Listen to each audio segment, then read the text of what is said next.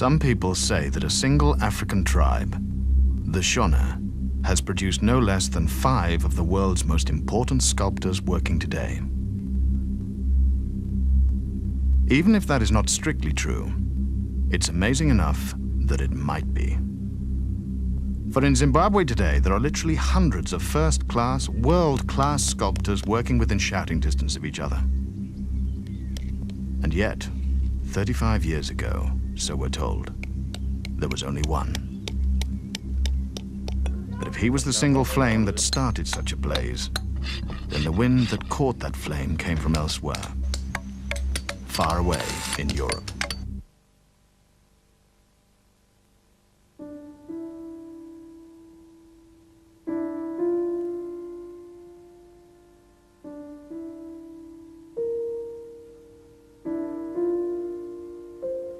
In the early 1900s, images of Africa imported to France sparked the genius of Picasso and produced a blueprint for art in the 20th century. He found an ancient and intuitive grasp of the abstract that pointed the way out of realism and on towards cubism, futurism, and all that was to follow. In the 30s, Paris was the capital of the art world. And in the company of Picasso, Braque, Brancusi, and Giacometti was a young Englishman, Frank McEwen. McEwen was a man of revolutionary ideas about art education. He believed in the discovery of the artist hidden within himself, natural abilities which awaited liberation. Such ideals, based on a purity of spirit and an excitement about other cultures, flourished in the 20s and 30s, but they could never survive the suppressive Paris of Adolf Hitler. Cynicism replaced hope. New York replaced Paris. The great center which Paris had been for 100 years was beginning to die out, sort of stabilize, as it were. But slowly, I became disillusioned, and I began to think that, this is all going wrong. And I wrote an article in 1952 saying this is all trivialism, we've got to start somewhere else.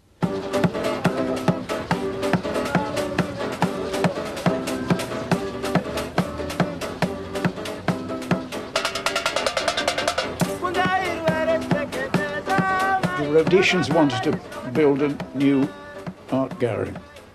Well, in case they came to me and they invited me out there in 1954, and I worked with some architects on the idea of a museum very much influenced by Le Corbusier, who was a friend of mine. I fell in love with it, and when they advertised for a director, I put up for it. I didn't think I'd get it because I was, I was rather foul-mouthed and a bit eccentric, although they'd put up with me in Paris for a long time. He came with an open mind, and he came with a great belief in the ability of Africans to express themselves. He had grown up in a family with African carving all over the place, and he appreciated and he loved it, and he knew the great impression and great influence it had on all the great Western artists of this century, because he had been personal friends with people like Picasso and Brancusi and Leger and all those great artists. So he came here and he found really nothing. And nothing had ever been produced in that part of Africa. All the great art was in the southwest, Nigeria and Ivory Coast and all that. And I didn't expect to find any art there. But I did perhaps think I could find some unspoilt people, which was Herbert Reed's idea. Herbert Reed was the director of New York's Museum of Modern Art, and he suggested to Frank McEwen that in 50s Rhodesia he might discover a new, unspoiled spirit. At this point, the coincidences become uncanny. In 1958, I was in charge of some 2 tractors which were regrading this road. Then here, where we are standing, I picked a little piece of stone. And I was amazed by its color, and I started playing with it. And then I thought I should roam about this area and try and find where it came from. I managed to find the place which is up there. And this is where I took a little bigger piece of stone for sculpture. And that was the beginning of stone sculpture in Zimbabwe.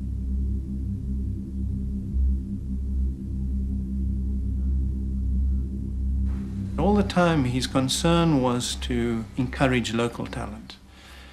And he started a workshop school in our National Gallery, which was so successful beyond his dreams even, and successful not in a monetary terms, but in terms of people expressing themselves. He was so influential in world art that he was able to bring to this country major directors of different museums, like the director of the Museum of Modern Arts in New York. And he was able to arrange fantastic exhibitions in our newly built National Gallery. And he ran major exhibitions all over the world, including in what was then considered the pinnacle of success for a sculptor, which was Rodin Museum in Paris. The Rodin Museum was not the first international exhibition. There had been some in London and one a year earlier in Paris. But it was the most important. 30 sculptors exhibited, and of the 99 sculptures, all but 2 were sold to some of the wealthiest and most discerning buyers in Europe. To Europeans, African art was no longer history. It had come back to life. Oh, ça a été extraordinaire parce que Franck venait à la maison quand il n'était pas en Afrique et il racontait les histoires de Shona. Donc il nous racontait les histoires de son aigle, il nous racontait l'histoire de ses sculpteurs. Mais entre ce qu'il racontait, les photos qu'il nous avait montrées et puis voir les sculptures, c'était pas pareil du tout. Alors voir les sculptures, c'était brusquement tout un monde fantastique avec des animaux extraordinaires, des êtres comme on n'a pas l'habitude d'en voir. Il y avait des sorcières qui se promenaient, il y avait des démons, il y avait des animaux incroyables. Et tout ça surgissait au musée Rodin. C'est pas un musée où on voit ce genre de choses d'ordinaire. Et donc, ça, dans cette pierre qui est une pierre du Zimbabwe, la serpentine verte ou la serpentine rouge, et c'était voir ça, ça a été vraiment un choc.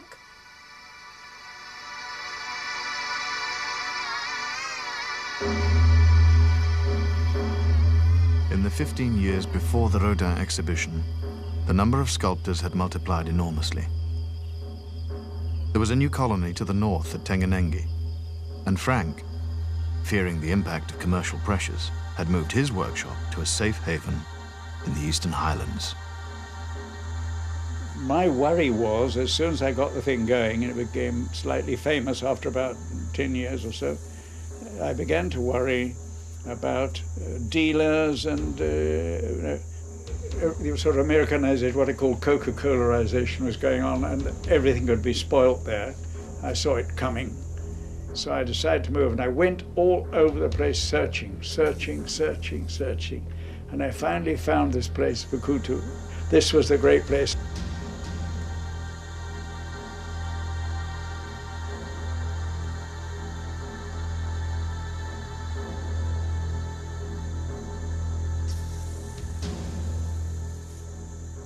And I came back and I said to Thomas, you must send your people to see it. And he sent his people, and they spent days there. And they said, oh, it's a great center. It was a great center of spirituality, and there are lots of graves there, and it's absolutely dead right.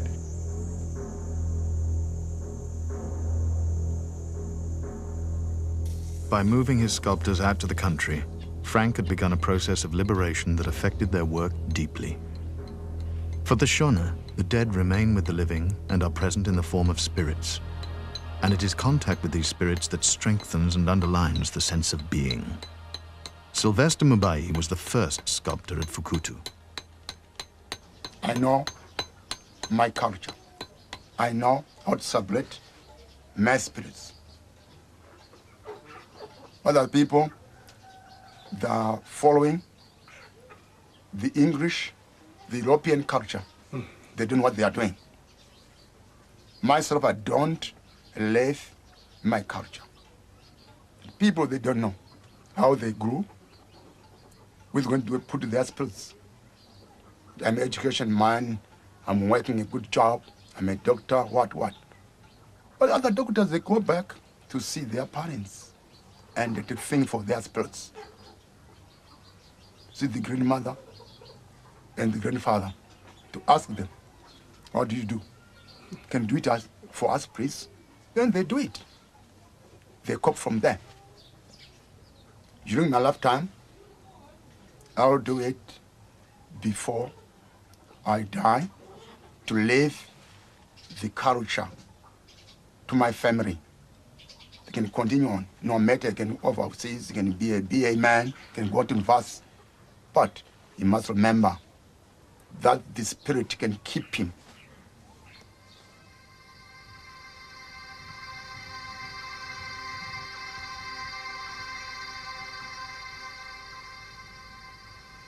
If you can look at most of the rocks here, they are rocks, but in them they've got a human life. If you can look carefully at this one here, the big one to the east, it's a big woman facing inside.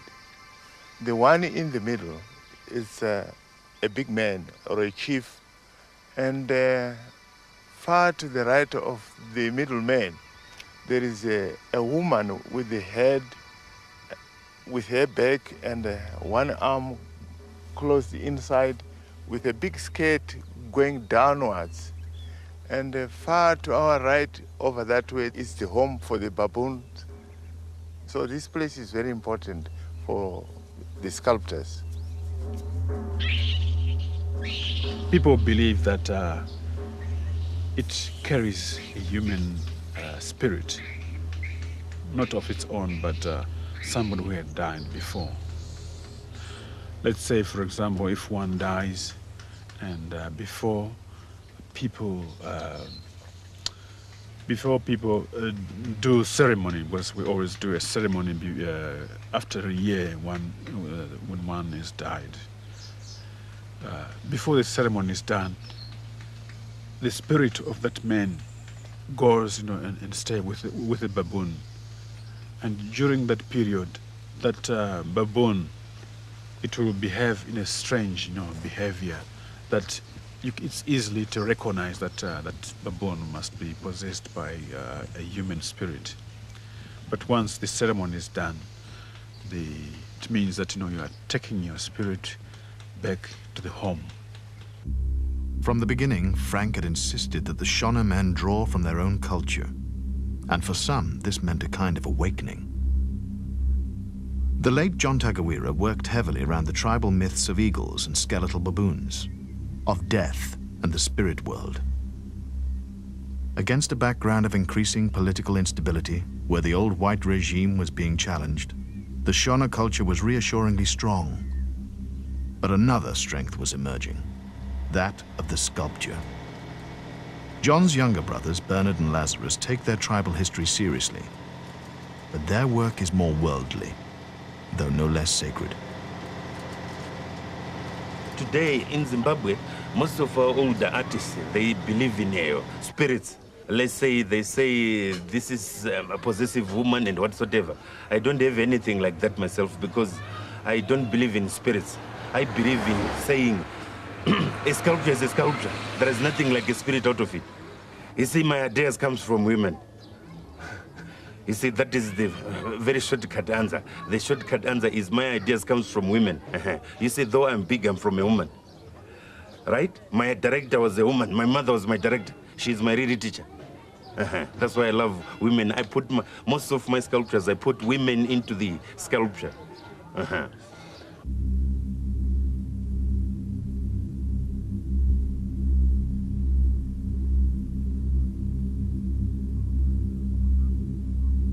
There is a common language for sculptors, and I would like to think of myself as a sculptor from anywhere.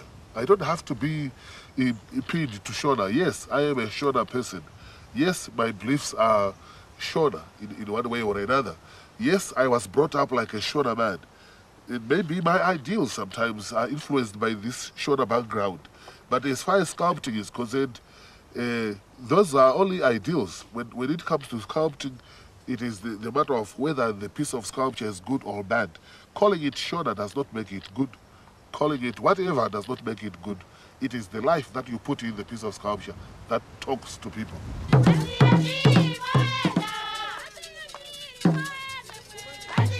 In fact, the term Shona sculpture was becoming a misnomer by the late 60s, because at Tenganengi, where Lazarus is going to quarry stone, a colony had started around Tom Bloomfield, a tobacco farmer beaten by the sanctions. Hello, exchange. 1223 here. Can I have 1440? Gurui.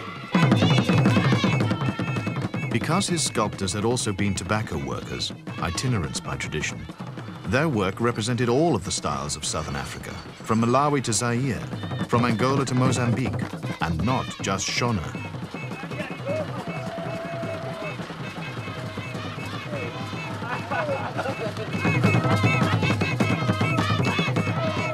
Tenganengi is the base for 70 sculptors working in the region, with about 20 resident at any one time.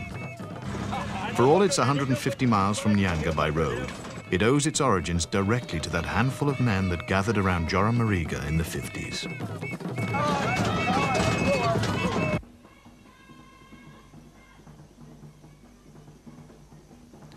What happened was that a pupil of Joram Mariga's, called Crispin Chavanduka, who had worked under Joram Mariga in Nyanga for some 3 years, but whose home was in Garuve, where Tenganengi is situated, went back to his home and found that on the farm Tenganengi, which belonged to Tom Bloomfield, it runs up to the Great Dyke of Zimbabwe, and the Great Dyke is full of serpentine. And the particular serpentine that is found there is ideal for carving.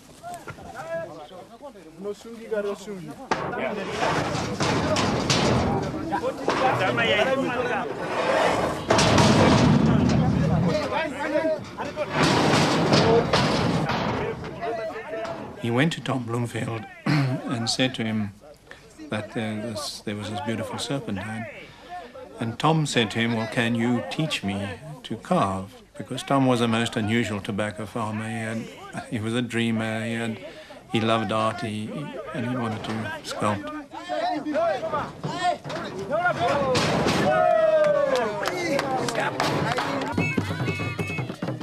The thought of this community started to germinate in Tom's mind. And there was a need for it, because at the time, sanctions against Rhodesia, as we were then, were beginning to bite, and tobacco farmers were one of the first to feel the pinch.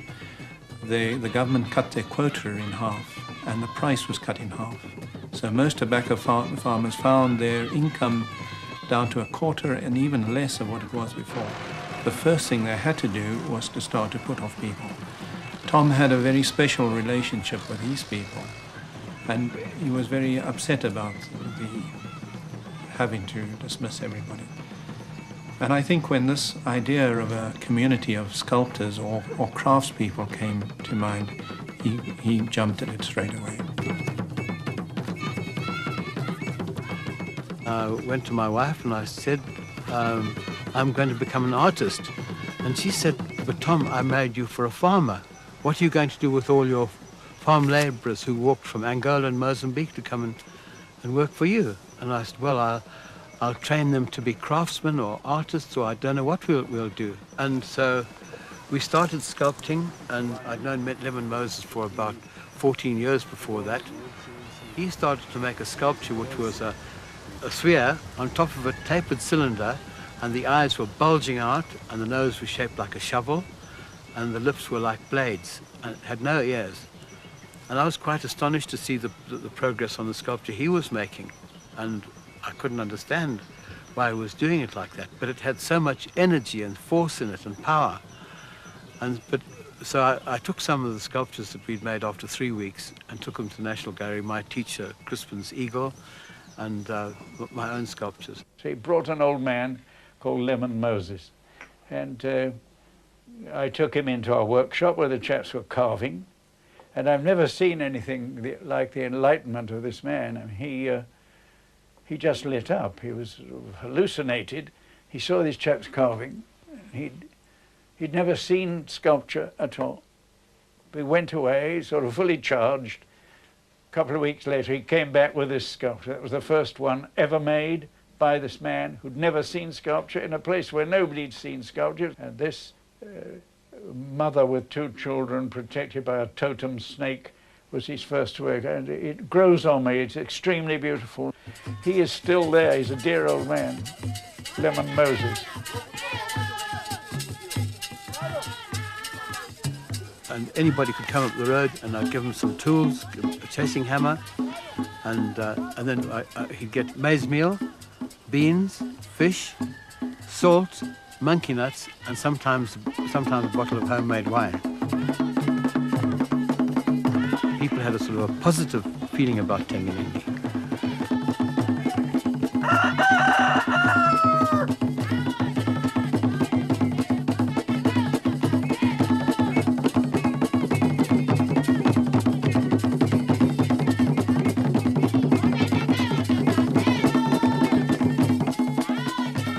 Tanganenge, of course, developed some of the greatest artists: Henry Munyaradzi, Josiah Manzi, Bernard Matameret.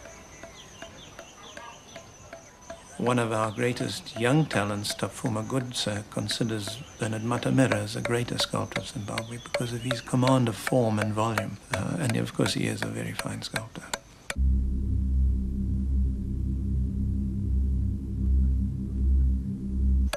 But he was not, in fact, recognized until 1986, when we sent through the National Gallery work from the garden here to New Delhi Triennale.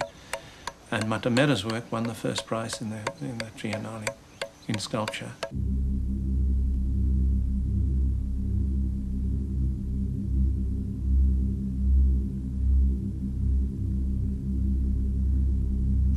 Since then, his career has just taken off, and people have realized what a powerful sculptor he is, and how African in his themes he is, and uncompromisingly African. Now his work is in museums all over the world. Our prime activity was the making of sculpture, and to encourage other people to come and try their talent, so that they could establish themselves in a creative and an economic sense. In fact, we'd all have a good job, and we'd also get some money. Plus that we'd have some kind of an identity, because we were sanctions-ridden people. We were in the United Nations sanctions, which affected all the people, black or white or anybody. All of us, we were sort of, it was like being an outcast of the world. It was an extraordinary position to feel like that. We thought the whole thing would blow over in a few, and that Mr. Wilson and Mr. Smith would sort it out, but both of them had a very, very different and a hard stance, and it didn't happen.